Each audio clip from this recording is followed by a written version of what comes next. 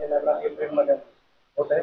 त्या निमित्ताने आज कार्यकर्त्यांची बैठक आयोजित केली होती. काय निर्णय झाला त्याच्यामध्ये, त्या अधिवेशनामध्ये काय काय होणार? या अधिवेशनाचे जे अध्यक्ष ठरवण्यात आले, पूजनीय भदंत विनय रक्षिताजी, जे बैतूलला मध्य प्रदेशात राहतात, जगप्रसिद्ध बौद्ध भिक्खू आहेत, त्यांच्या नावांना अनुमती या बुद्ध विहारात या मीटिंगमध्ये देण्यात आली. त्यानंतर या अधिवेशनाचे जे स्वागताध्यक्ष ठरवण्यात आलेले आहेत, तर त्या ठरावाला या बैठकीमध्ये अनुमती देण्यात आली. त्यानंतर या बैठकीमध्ये या अधिवेशनामध्ये जे सत्र आहेत, त्या सत्रांचे विषय आणि त्या सत्रांमध्ये कोण कोण बोलणार आहेत, कोणत्या राज्याचे प्रतिनिधी बोलणार आहेत आणि औरंगाबाद शहरातलं प्रतिनिधित्व त्याच्यामध्ये कोण राहावं, तर हे निर्णय या बैठकीमध्ये झालेले आहेत. या बैठकीत प्रामुख्यानं आपलं स्थळ कोणतं आहे, राहण्याची व्यवस्था कशी राहील, भोजन व्यवस्था कशी राहील, वेगवेगळ्या ज्या 19 समित्या आहेत, त्या 19 समित्या या बैठकीमध्ये आज ते आम्ही पूर्ण करणार आहोत. आणि आजपासून या अधिवेशनाच्या तयारीला जे लोकांच्या पातळीवरती सुरुवात झालेला आहे. ही आजची बैठक महाराष्ट्र राज्यातल्या वेगवेगळ्या जिल्ह्यातून बुद्ध विहार समन्वय अभियानामध्ये जे सहभागी आहेत, ते लोक महाराष्ट्राच्या 4ही विभागातून या ठिकाणी आलेले आहेत. आणि औरंगाबाद शहरातले जे बुद्ध विहार आहेत, त्याचे संचालक या ठिकाणी आलेले आहेत. त्याचबरोबर साहित्यिक क्षेत्रात काम करणारे, वेगवेगळ्या धार्मिक संघटना चालवणारे, त्या संघटनांचे लोक प्रतिनिधी या आजच्या बैठकीला उपस्थित झालेले आहेत. त्यांच्या सगळ्यांच्या समोर आतापर्यंत झालेला जो काही कामाचा आढावा आहे, तो आढावा आम्ही सांगितला. आणि संत एकनाथ महाराज रंगमंदिर, उस्मानपुरा, संभाजीनगर, महाराष्ट्र या ठिकाणी हे अधिवेशन ब्रह्मचारी मैत्रीनाथ हे उद्घाटन करतील आणि कॉम्रेड धनाजी गुरव हे उद्घाटन समारंभाला प्रमुख पाहुणे राहणार आहे. आकाश लामा यांच्या अध्यक्षतेखाली एक सत्र होईल, ते आसामचे आहेत. त्यानंतर रमेश बँकर यांच्या अध्यक्षतेखाली दुसरं सत्र होईल, ते अहमदाबादचे आहेत. दीपक कामत यांच्या अध्यक्षतेखाली एक सत्र होईल, ते आपल्या महाराष्ट्रातले आहेत. आणि प्रतिनिधी सत्र अशोक सरस्वतींच्या अध्यक्षतेखाली होईल. खुलं सत्र गुरुवर्य डॉक्टर एम ए वाहूर सर यांच्या अध्यक्षतेखाली होईल. काही ठराव मांडण्यात येईल आणि ते ठराव सरकारकडे पाठवण्यात येईल. त्याच्यामध्ये बौद्ध गया महाविहार हे बौद्धांच्या ताब्यात देण्यात यावं. पाली भाषा हे ज्या 8व्या सूचीतून काढली, ते 8व्या सूचीमध्ये ती समाविष्ट करण्यात यावी. बौद्ध विद्यापीठ राज्य स्तरावर प्रत्येक राज्यामध्ये बौद्ध विद्यापीठाची स्थापना करण्यात यावी. तर या 3 मागण्यांचे ठराव मांडण्यात येईल. आणि सगळ्यात मोठा जो महत्वाचा ठराव आहे तो हा की बौद्ध विवाह, बौद्ध संस्कार विधीमध्ये एक वाक्यता असावी, याच्यावरती हा एक ठराव करण्यात येईल. आणि बुद्ध विहारामध्ये बुद्ध विहार संस्कृती निर्माण व्हावी असा दुसरा ठराव करण्यात येईल. आणि त्या मार्गाने पुढे हे वर्षभर हे काम करण्यात येईल. आणि कोकणमध्ये जे 4थं राष्ट्रीय अधिवेशन होईल, त्या राष्ट्रीय अधिवेशनात त्याचा आढावा घेण्यात येईल.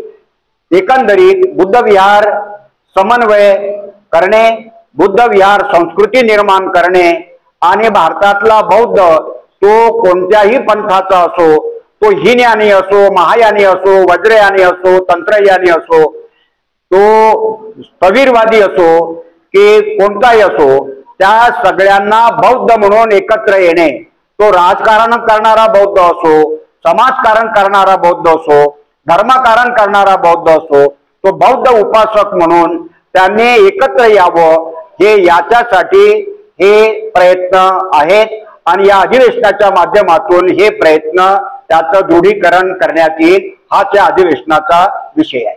किती तारखेला अधिवेशन होईल? 26 आणि 27 एप्रिल 2025 ला हे अधिवेशन संत एकनाथ महाराज रंगमंदिर, उस्मानपुरा, क्रांती चौक, संभाजीनगर, ज्याला औरंगाबाद हे नाव होतं महाराष्ट्र, या ठिकाणी हे अधिवेशन होऊ घातलेलं आहे. किती लोक येण्याची शक्यता आहे? या अधिवेशनासाठी बाहेरच्या राज्यातील 400 प्रतिनिधी येतील आणि औरंगाबाद शहरातील 300 प्रतिनिधी येतील, असे 700 प्रतिनिधी या अधिवेशनाला उपस्थित राहतील. सर, तुम्ही आता भाषणामध्ये सांगितलं तर समाज आपलं बुद्ध विहार बांधले, परंतु बौद्ध उपासक त्याकडे लक्ष देत नाही, येत नाही बंधनाला वगैरे, आणि तुम्ही एक शब्द प्रयोग केला का बुद्ध विहार हे दलालाचे केंद्र आहे. कसं बघता तुम्ही त्याला आणि हे काय वाटतं?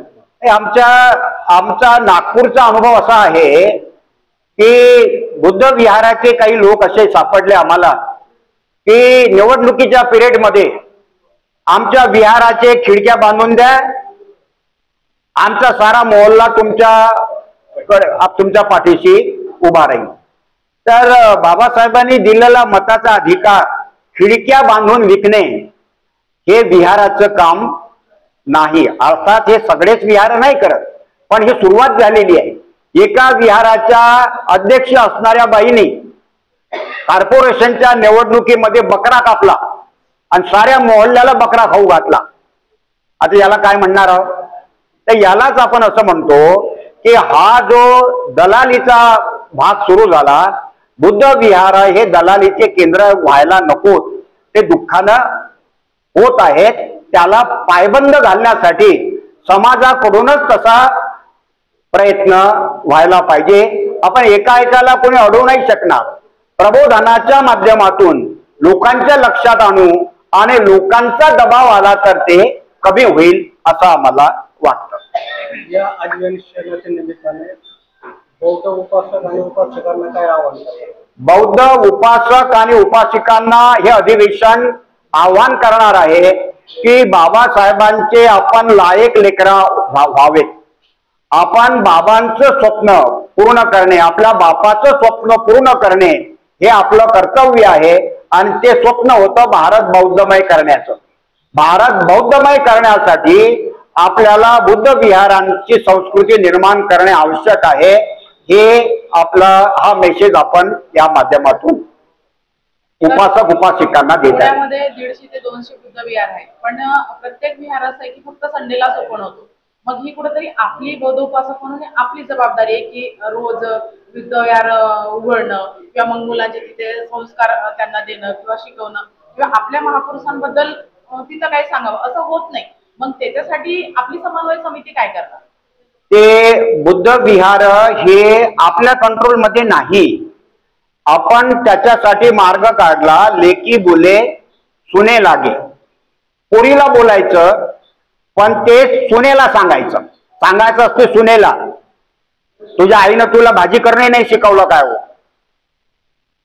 हे बोलायचं असते सुनेला. पण सुनेला जर बोललो तर सून तिला काही भाकर भाजी देत नाही. म्हणून आपल्या पोरीला म्हणते आई की बघ, उद्या नवऱ्याच्या घरी जाशील आणि भाजी नाही करता आली तर तुझी सासू म्हणेल का तुझ्या मायनं तुला हे शिकवलं काय. तर अशा पद्धतीनं शत्रुत्व पैदा न करता लेकी बोले सुने लागे या पद्धतीनं समाजाला सांगावं लागेल. तेव्हा समाज हा बदलत जाईल. कारण हे एकाएकी होणार नाही. बाबासाहेबांनी जे म्हटलं की रविवारी जसे ख्रिश्चन बुद्ध विहारात जातात, चर्चमध्ये जातात, तसं तुम्ही रविवारी बुद्ध विहारात गेले पाहिजे. याचा गैरअर्थ लोकांनी असा काढला का फक्त रविवारीच गेलो पाहिजे. चर्चमध्ये दररोजच जाते. आम लोकांना वेळ भेटत नाही म्हणून ते रविवारी जातात, पण झाडून रविवारी जातात. बुद्ध विहारात ज्यांना दररोज जाता येते त्यांनी दररोज जावं. पण ज्यांना दररोज जाता येत नाही त्यांनी किमान रविवारी तरी गेलं पाहिजे. आणि जे रविवारी जात नसतील आता त्याला काय म्हणायचं? बाबासाहेबांचं हे वाक्य या लोकांसाठी होतं. एरवी बुद्ध विहाराच्या उपासकाने दररोज बुद्ध विहारात गेला. जसं मी इथे आहो तर मी दररोज जाईन का? आता मी 19 तारखेपासून बाहेर आहे, मी दररोज कसा जाईल? पण मी ज्या दिवशी नागपुरात असेल त्या दिवशी मी बुद्ध विहारात जाईल. माझं हे बौद्ध म्हणून माझं हे काम आहे. बौद्ध तोच जो बुद्ध विहारात जातो. जो बुद्ध विहारात जात नाही तो बौद्ध नाही. पण आता जे नाही त्याच्या मागे आपण लट धरून त्याच्या मागे लागा काय? चल उठ, येऊच नको. जो नाही आहे त्याला जवळ आणायचं. नाही वेरे न वेराणी संमंतिद कुदाचनं अवेरेनच संमंती येस धम्मो सनंतनो. वैरानं वैर जात नाही. मैत्रीनंच ते तुम्हाला शांत करावं लागेल.